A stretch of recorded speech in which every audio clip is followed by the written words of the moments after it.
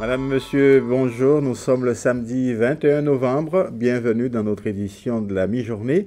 Une édition au cours de laquelle nous recevrons Monsieur Philippe Roclor. Il est le directeur général de SAF Mobile Service qui organisera le 28 novembre prochain, dans une semaine, le Talent Day. Qu'est-ce que c'est que le Talent Day? Bonjour à tous. Écoutez, le Talent Day, c'est une sorte de job dating en fait, qui va nous permettre de recruter de jeunes talents dans le domaine du digital. Alors, il y a de plus en plus de job dating en Guadeloupe. C'est dû à quoi?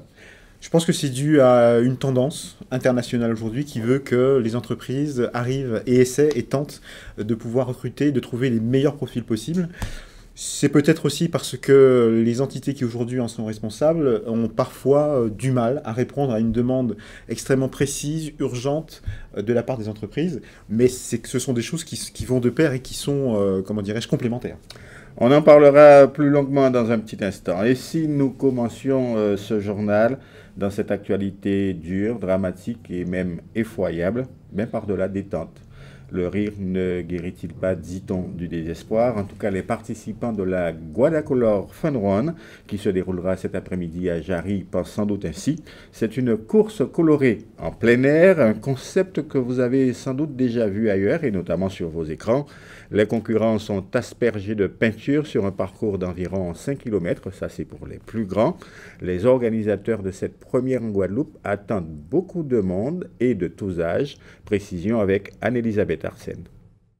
Faire son sport tout en s'amusant, sans se préoccuper de la performance au cours d'un parcours coloré à allure libre, c'est l'ambition de cette Guada Fun Run première édition. Donc il y a 5 km où sur chaque zone kilométrique, des commissaires vous aspergent avec de la poudre colorée 100% naturelle et non toxique. Vous pouvez mâcher, vous pouvez courir, vous pouvez même danser sur chaque zone, puisqu'il y a de la musique, des DJ sur chaque zone.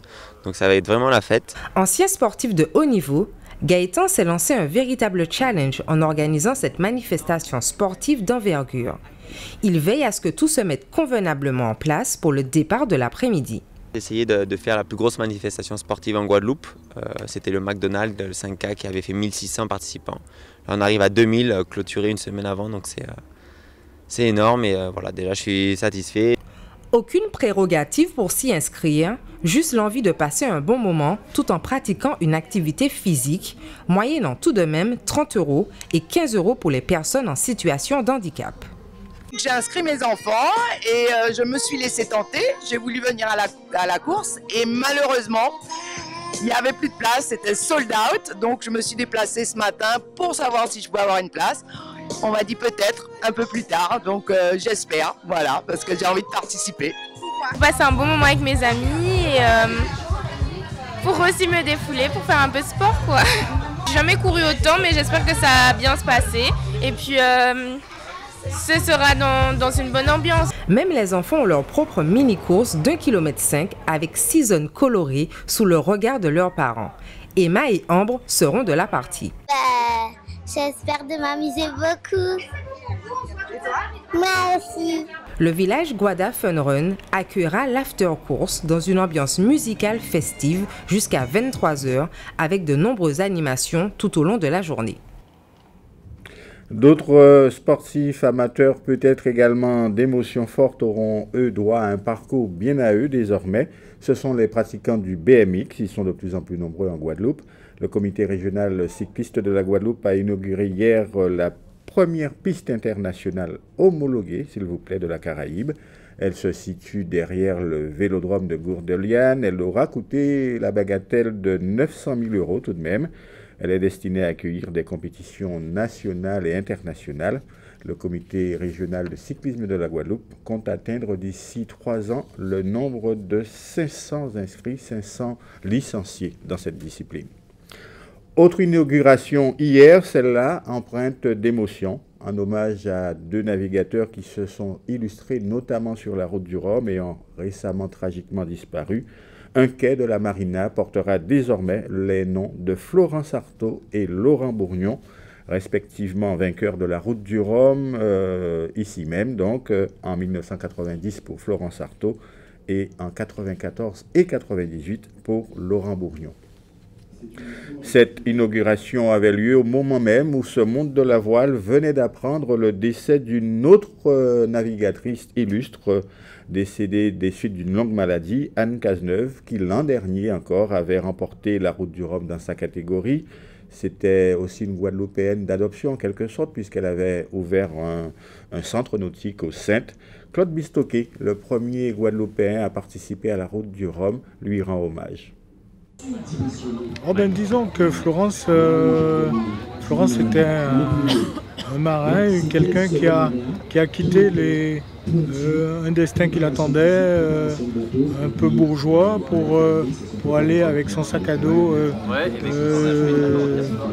passer tous les océans du monde, et avec brio, avec succès. Et c'est un peu l'image que je retiens d'elle. Elle n'a jamais renié sa famille, le fait que son père soit un grand éditeur de Paris, mais son cœur était en Bretagne, son cœur était sur les océans. Voilà ce que je retiens.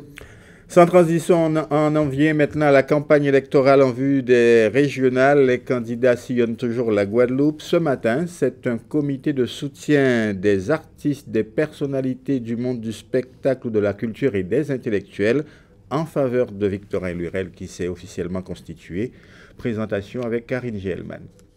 Remerciements appuyés pour le Mémorial Act à l'attention du candidat aux élections régionales, Victorin Lurel. Des artistes et des intellectuels se mobilisent autour de sa candidature et lui apportent leur soutien quant à sa gestion du secteur culturel. Je dirais d'abord dans l'ordre de l'éducation et de la formation, les actions notables du Conseil régional dans le domaine universitaire, la création de ce magnifique campus universitaire du Camp Jacob à Saint-Claude, l'érection toujours à Saint-Claude, également à Saint-Claude, de la Cité de la Connaissance, les travaux faits pour améliorer, conforter, agrandir les lycées.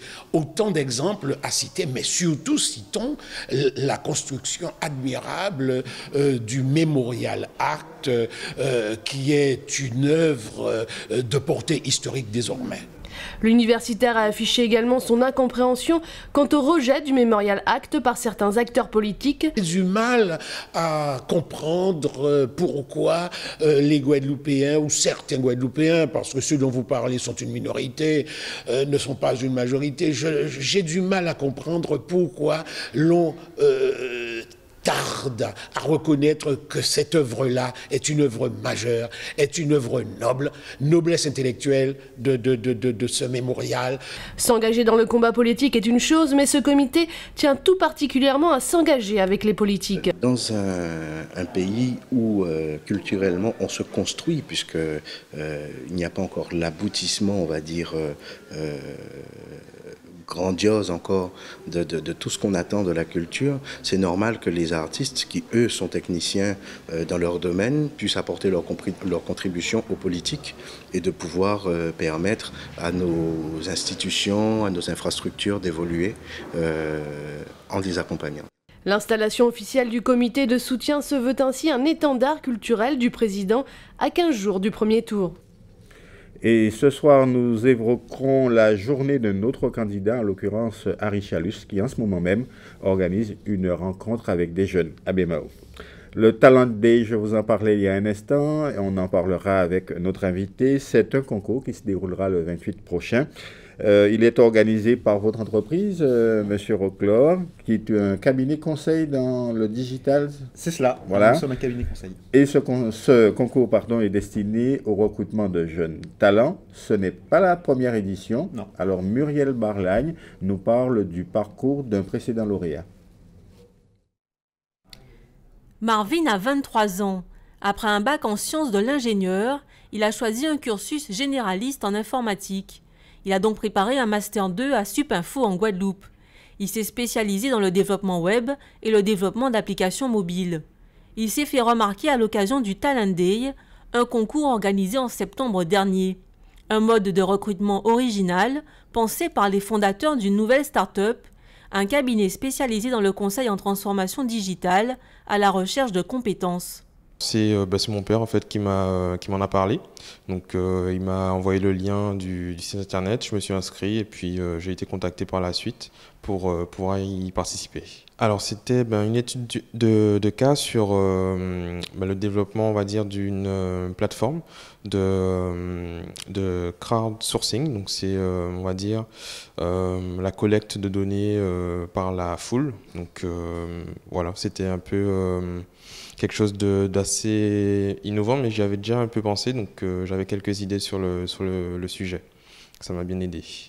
Grâce à ce concours, Marvin a décroché un contrat de 9 mois.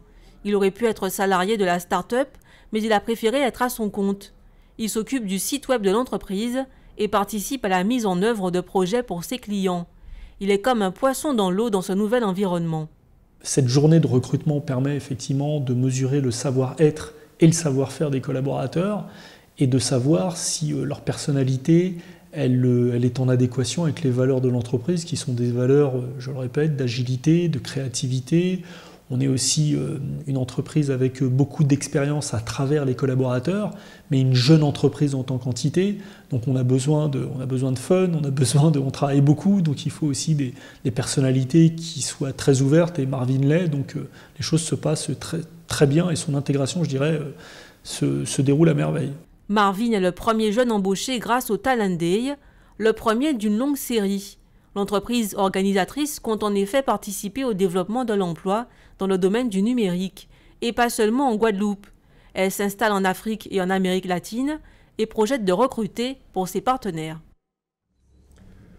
Alors, Monsieur Oclor, une toute première question pour des gens comme ma mère qui nous regardent et nous écoutent.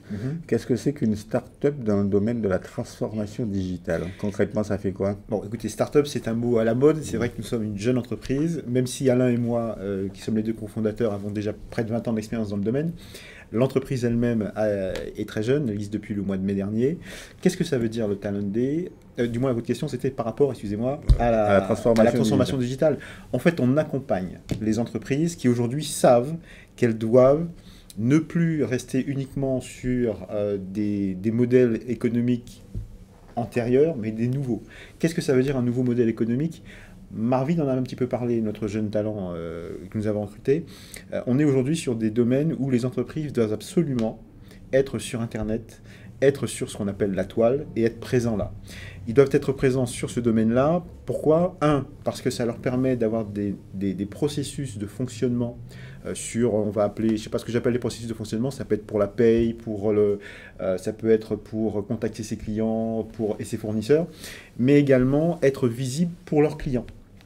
Et ce que nous faisons, en fait, c'est que nous accompagnons les entreprises, on a souvent des missions d'audit, on fait un point d'étape de l'entreprise à l'instant T, et on donne nos préconisations et recommandations par la suite. Alors, les jeunes talents que vous souhaitez recruter à l'occasion de ce concours, quelles aptitudes, quelles qualités ils doivent avoir? Écoutez, il faut que ce soit des gens qui déjà se sentent investis par le numérique, c'est-à-dire qu'ils connaissent, ils ont une connaissance. Souvent, ce sont des jeunes qui se sont formés dans des écoles adéquates, mais aussi ça peut être quelqu'un qui s'est formé sur le tas. On n'a pas d'a priori sur le sujet. Et la tenue du Talent Day va nous permettre, pendant une journée, on va faire travailler ces personnes-là, et ça nous permet de voir, comme le disait dans le sujet mon associé, si ces jeunes sont en adéquation avec ce que nous, notre philosophie, notre manière de fonctionner.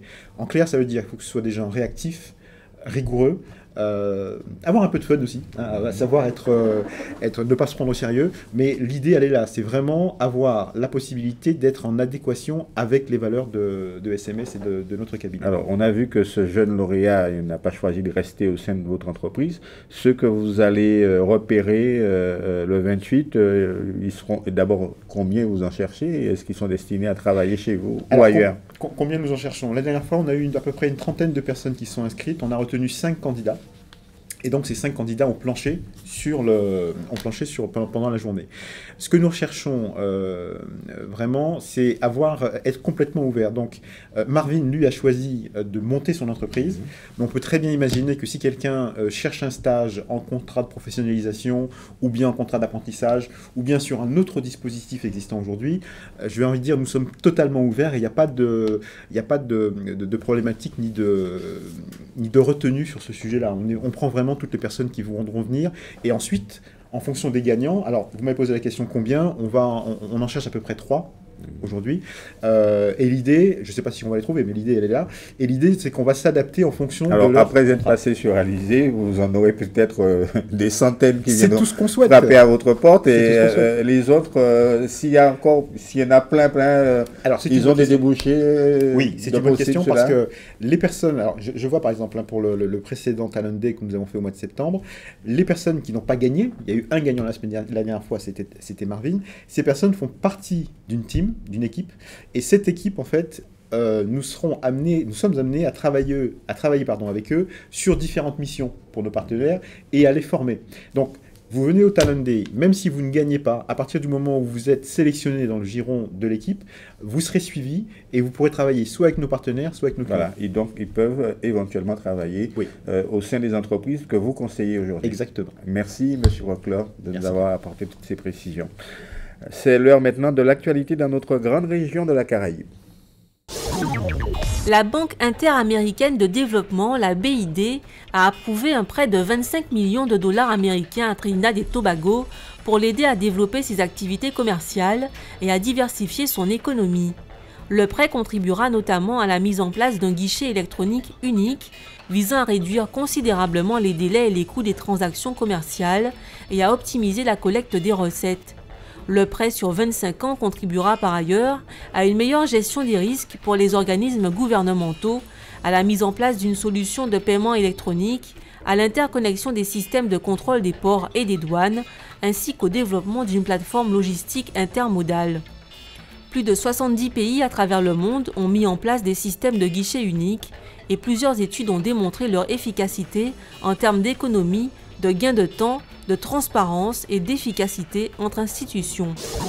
Le Premier ministre Roosevelt Skerrit a appelé à la mise en place d'un système de santé entre les États des Caraïbes orientales. Affirmant que les maladies comme le diabète et l'hypertension constituent une menace majeure pour les économies régionales, Skerrit a dit à ses homologues régionaux réunis à Roseau qu'il était temps pour leur pays de mutualiser leurs ressources. Trop de nos concitoyens éprouvent des difficultés de financement pour des soins basiques de santé. Beaucoup n'ont pas d'assurance, ni les fonds nécessaires. Donc j'espère que nous pourrons faire avancer les discussions en ce qui concerne la mise en place d'un programme d'assurance maladie régionale, espère le Premier ministre dominicain. Une personne mal habillée et l'on ne retiendra que le vêtement. Avec des vêtements impeccables, on se souviendra de l'homme ou de la femme. Telle est une célèbre citation de Coco Chanel. Carmen Penco, fondatrice de l'école des beaux-arts de Sainte-Lucie, comprend trop bien la portée de ce dicton, ainsi que l'importance des vêtements, des textiles, des formes et des motifs. C'est d'ailleurs ce qui l'a motivée pour l'ouverture de l'unique salon de la mode et du style des Caraïbes. Penco ajoute que le corps humain est en fait une œuvre d'art. Originaire du Guyana, elle a travaillé en Angleterre, aux États-Unis, au Canada et dans les Caraïbes. Maintenant, elle apporte son expérience et son expertise à Sainte-Lucie à travers cette nouvelle aventure. Elle s'est associée à 2 autres stylistes de Sainte-Lucie pour fonder la première école de mode certifiée au sein de la région des Caraïbes. Ouvert en octobre, la Carmen Penco School of Fashion Arts propose des formations poussées dans la mode et le design. Carmen Penco et son équipe œuvrent désormais à la reconnaissance de la mode et du design de Sainte-Lucie sur la scène internationale. On repart le sport avec Johan Ruffin et Ludovic Turpin qui, après leurs échanges de coups de poing lors d'une étape du Tour cycliste de la Guadeloupe, comparaissaient hier devant la commission de discipline du comité régional cycliste de Guadeloupe. L'instruction de leur dossier n'est pas tout à fait terminée, mais dès hier soir, Johan Ruffin a annoncé qu'il mettait fin à sa carrière pour essentiellement des problèmes de santé. De toute façon, j'annonce déjà que moi je mets fin à ma carrière, donc pour moi, c'est pas une voie d'échappatoire, mais juste qu'après réflexion et aussi mon état de santé, je mets fin à tout ça, quoi. Donc lui, M. Turpin, il a déjà engagé 3 procédures à mon égard. Et je sais que lui, si on n'a pas assez le gain, donc on va pas... moi, je vais me battre jusqu'au bout pour prouver qu'il ment. Donc voilà, quoi. Même dans ses déclarations, même au niveau du courrier de l'UCI et les déclarations qu'il a faites à la presse, il n'y a pas photo, quoi. L'affaire est également devant la justice. On parle football maintenant avec la 7e journée du championnat de division d'honneur qui a débuté hier soir par la rencontre Red Star CA Marquisa. Ce sont les points 3 du Red Star donc, qui se sont imposés 2-1.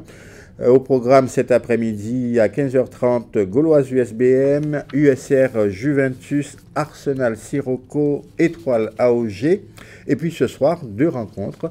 Solidarité scolaire Amical Club de Marie-Galante et le CSM qui affronte le Phare du Canal. Une rencontre difficile pour les protégés de notre ami Lulu. Avant de nous quitter, des nouvelles du temps qu'il fera cet après-midi sur notre archipel. C'est tout simple, soleil et beau temps partout, hormis quelques tout petits nuages au-dessus de Saint-Claude. Voilà la carte et des grands fonds également. Les températures oscilleront entre 27 et 29 degrés. Passez donc une excellente fin de journée. On se retrouve à 19h pour le 2e rendez-vous de notre chaîne avec l'actualité régionale. Dans un instant, le journal de TF1 qui sera suivi du magazine Reportage.